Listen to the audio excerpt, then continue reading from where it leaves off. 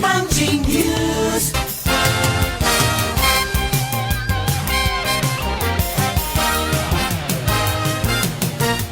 Hoje, segunda-feira, é dia do JJ em Entrevista e a gente vai falar sobre o politicamente correto. Tem deixado o Brasil mais chato? Qual é o limite, por exemplo, de liberdade de expressão e ofensa, que são pontos tão discutidos nesse momento pelos políticos? No ano em que comemoramos o bicentenário da independência, obviamente, nos leva a fazer uma comparação do Brasil de antes para o Brasil de agora. Mudou realmente? No JJ Entrevista de hoje, vamos conversar com Leandro Narlock. Ele é jornalista, colunista da Folha de São Paulo, autor do livro Guia Politicamente Incorreto da História do Brasil, de outros livros também, que já venderam mais de 1 milhão de exemplares. Ele está conosco através também do Skype, conversamos com ele. Bom dia para você, Leandro. Bom dia, Nonato. Tudo bem? Tudo Bom dia, em pessoal paz. de Fortaleza, do Jangadeiro.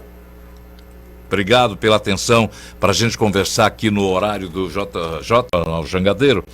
O seu livro Guia Politicamente Incorreto da História do Brasil é elogiado por uns, criticado por outros. Você acha que querem politizar até a história ou a história já é algo político? Pois é, então, Nonato, é bastante político já, né? Na verdade, o ser humano, essa história é bem interessante, a gente justifica ações, a gente concorda com uma ação ou não, dependendo da história que a reveste, né? Por exemplo, imagina que você está vendo um senhorzinho idoso sendo carregado por 2 seguranças para algum lugar. Se alguém te disser, olha, a história disso é que esse homem, ele captar uma criança no mercado, então ele está sendo levado para a polícia, né? A gente fala, a gente concorda com essa história. Ou então se ele for um judeu que está sendo carregado por neonazistas, a gente fala que é absurdo, como assim podem estar fazendo isso com esse homem? Então o ser humano, ele concorda com alguns atos ou não, dependendo da narrativa por trás. E ideologias sabem disso muito bem. A gente, uma narrativa de humilhação, de que nós fomos humilhados, agora temos que nos vingar para fazer a justiça voltar aos rumos, ela sempre tem muito apelo, né? Então a história, ela é sim uma arma política. Muita gente fala que a história é contada por vencedores. Eu costumo dizer que a história é contada pelos que serão vencedores, né? Quando você consegue implantar a sua visão da história, o seu grupo social, sua ideologia, sei lá, ela avança, né? Mas é isso, meu livro, muita gente elogia, muita gente critica bastante, mas a ideia é essa mesmo, é criar debate, né? Como é que ele foi pensado? Desde o início a intenção era fazer com essa perspectiva diferente de como a história é vista e contada?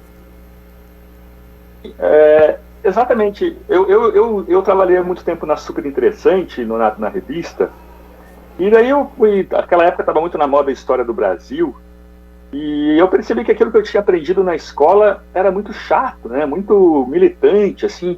Era sempre uma briga em que os ricos eram maldosos e os pobres eram sempre bondosos.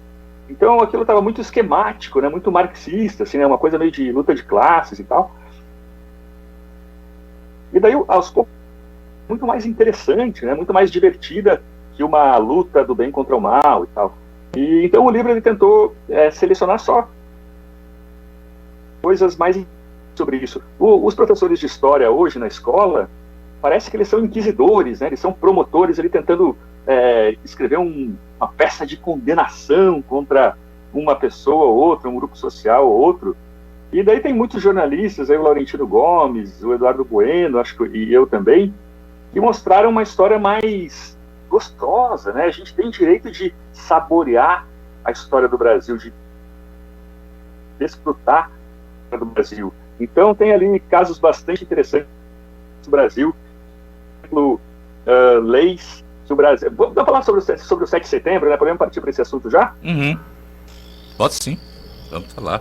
Eu digo no livro uma coisa bem interessante, Donato, que tem um clássico sobre isso, um livro chamado de uma historiadora chamado Portuguesas Internacionais. Ela fala até 4, 5 meses antes do 7 de setembro de 1822, ninguém queria se sentir.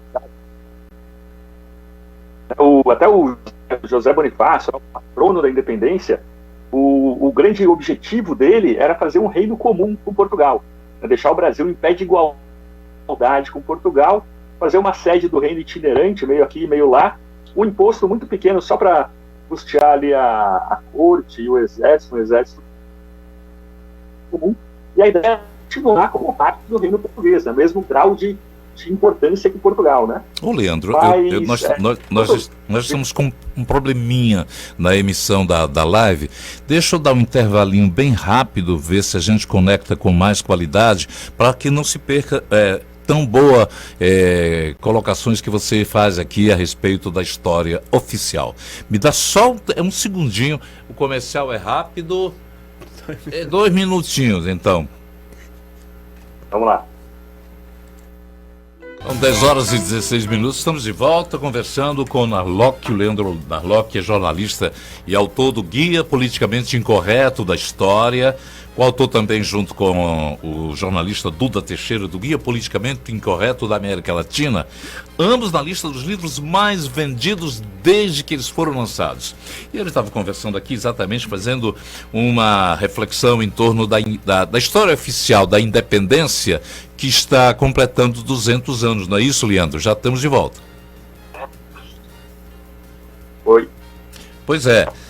Você estava falando exatamente sobre a independência, a história oficial que foi construída a partir dos historiadores. Ela diverge muito do real? Então, interessante, viu, Renato? A 7 de setembro, como eu estava dizendo, não era o grande objetivo, né, do Brasil, ninguém lutava. Nós temos ainda aquele problema da internet, que está com algum problema.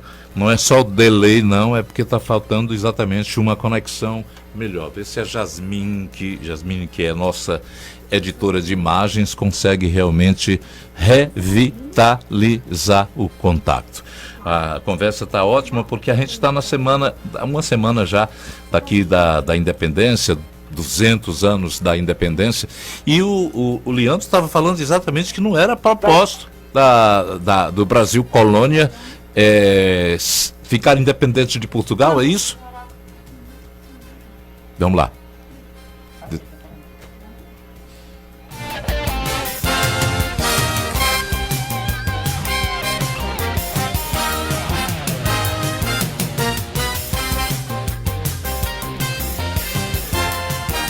Leandro, vê se a gente consegue agora. Opa! Ele está também mexendo lá. Você está me ouvindo? Agora ficou mudo. Agora estamos sem áudio. Vamos retornar exatamente daqui a pouquinho, tentando uma conexão melhor. Para vocês que estão aí, os internautas, dá uma seguradinha só. E se tiverem perguntas também para o Leandro, aproveite. Pelo Facebook ou pelo 981543814. 10h19. 101. Nós voltamos a conversar aqui com o Leandro. Leandro, agora eu acho que vai dar certo. Estou fazendo figa para que a gente possa continuar nessa aula de história que você está dando. E eu já estou fazendo aqui uma indagação. Se você fizer uma comparação com o Brasil do Império com o Brasil de agora, você acha que as instituições continuam com um pensamento, digamos assim, absolutista? Olha, eu não sei se absolutista, viu, Nonato? A questão no Brasil, me parece, tanto naquela época quanto hoje, é a pressão de grupos de interesse, né? Tem até o Evaldo Cabral de Mello, historiador, ele conta uma história muito boa. Como eu estava dizendo, ninguém se preocupava muito com a independência até poucos meses antes do 7 de setembro.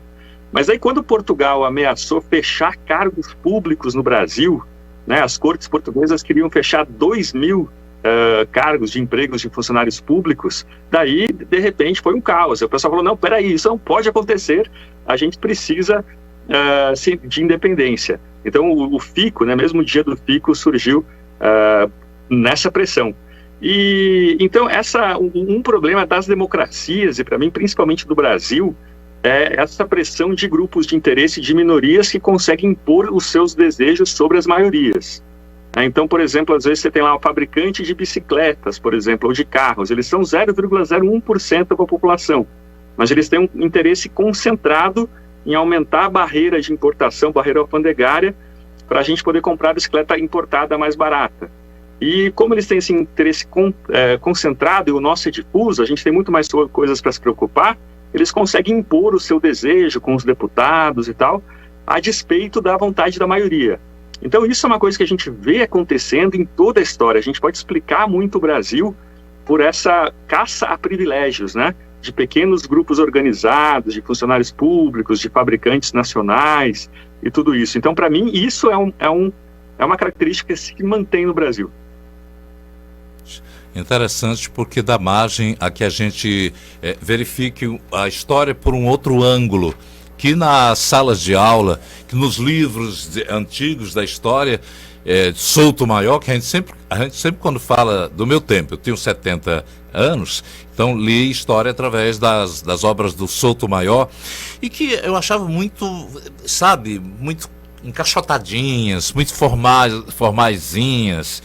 Me conte a respeito do livro que você expande, abre com vistas a uma realidade que era diferente do meu tempo.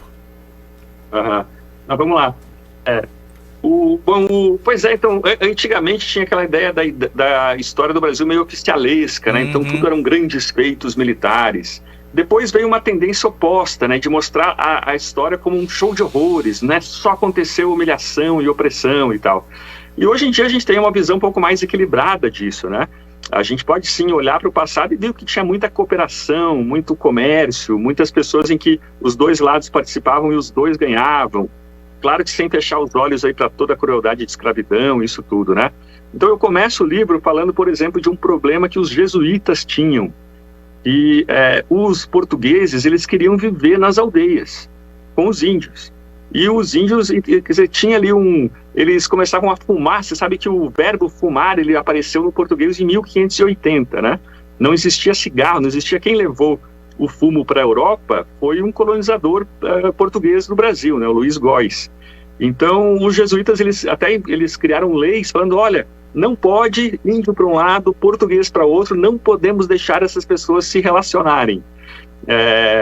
O que já mostra a necessidade dessa lei, mostra que você tinha, sim, uma cooperação. Tem uns casos de Minas Gerais, por exemplo, uns relatos de governadores, dizendo assim, olha, hoje a gente acolheu mais 40 índios que chegaram, eles saíram da tribo, saíram do mato, querem trabalhar aqui com a gente.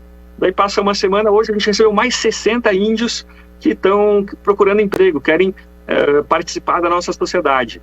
Então tem sim muita cooperação, muita história para a gente olhar a história do Brasil de um jeito mais como eu posso falar, para desfrutar mesmo, né? Tem muito mais, não é só a história que é só ideológica, que é só militância, ela tira o sabor, né, do passado do Brasil. Fazer uma indagação daqui. Quem é que você acha que entrou de gaiato no navio da história e que não merece as loas que fazemos ainda hoje oficialmente? Olha, acho que o Getúlio Vargas, viu? A gente vê aí políticos elogiando Getúlio Vargas e tal, mas ele foi um grande fascista brasileiro, né? A gente está falando de democracia, toda hora o pessoal fazendo aí carta para democracia, mas muitos desses que assinam as cartas, eles gostam do Getúlio Vargas, e foi um cara que fechou o Congresso brasileiro, deixou por acho que 7 anos fechado, né? Então, a gente tem faculdade de economia aqui em São Paulo com o nome do Getúlio Vargas, um cara que tinha leis para proibir juros, né? Então, economicamente não faz sentido e tal, porque você tem uma escassez de financiamento, de crédito e tal. Então, para mim, o Getúlio Vargas é um aí que a gente sobrevaloriza, não deveria valorizar tanto. Você acha que a história de colocar a fotografia do velhinho, como se dizia na época, se deve também a um trabalho de marketing do DIP? Sim, né? Essa ideia que a gente tem do Brasil surgiu muito na época do Getúlio, né? Então, até 1920, a ideia de o que é o Brasil, né? Até 1920 as pessoas falavam assim, não, o Brasil é o índio, então aquela coisa do índio puro, índio nobre e tal. Ou então, não, vamos embranquecer o Brasil, né, com imigrantes. E a partir ali do Gilberto Freire, essa visão mudou, né? Tem uma visão assim, não, peraí, o Brasil é miscigenação, esse é o motivo da gente se orgulhar do Brasil. É uma coisa que era mal vista até então, virou a nossa identidade. Então, a partir do Gilberto Freire, nos anos 30, o Getúlio meio que incorporou também essa visão nacionalista, a partir dali criou-se a ideia que a gente tem de Brasil hoje, né? Então, não sei se só o DIP, né? Mas ali foi um movimento muito importante de um nacionalismo mais consistente do Brasil. Deixa eu falar um pouquinho de cultura do cancelamento. Aliás, você foi vítima. Hoje o debate sobre temas considerados sensíveis anda mesmo comprometido? Me parece que sim, viu? Bastante, cara, porque a gente está vendo aí nas universidades americanas, na imprensa brasileira, tem certas coisas que não se pode discutir, não se pode pensar, né? Então, a ciência, geralmente, ela funciona como uma roda de conjecturas e refutações. A gente tem umas ideias e todo mundo solta ideias, causas. O que causa, digamos, um problema social? A gente coloca na roda várias ideias e vai escolhendo as melhores. Mas hoje é tão politicamente vantajoso você defender certas ideias e tão desvantajoso criticar essas ideias que essa roda não funciona, né? Então, nos Estados Unidos está acontecendo demais isso. Você não pode divergir nem um pouquinho aí dos grupos politicamente corretos, né? Que já tem pessoas com pedras na mão, e isso é muito ruim para as próprias minorias, né?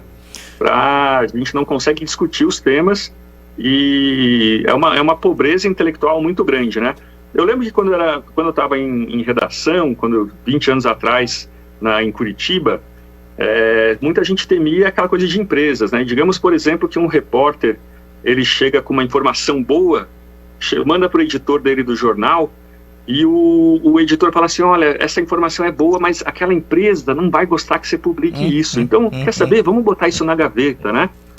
E hoje isso está acontecendo rapidinho, isso está acontecendo com minorias, né? Então você chega com um assunto bom, manda para o teu editor e fala, mas isso aqui o Twitter, o pessoal não vai gostar do Twitter, então vamos engavetar. Então é um rabo preso também, né? As pessoas estão com um rabo preso com um grupo ou com outro. Ok, foi bom conversar, embora meio perturbado pelo...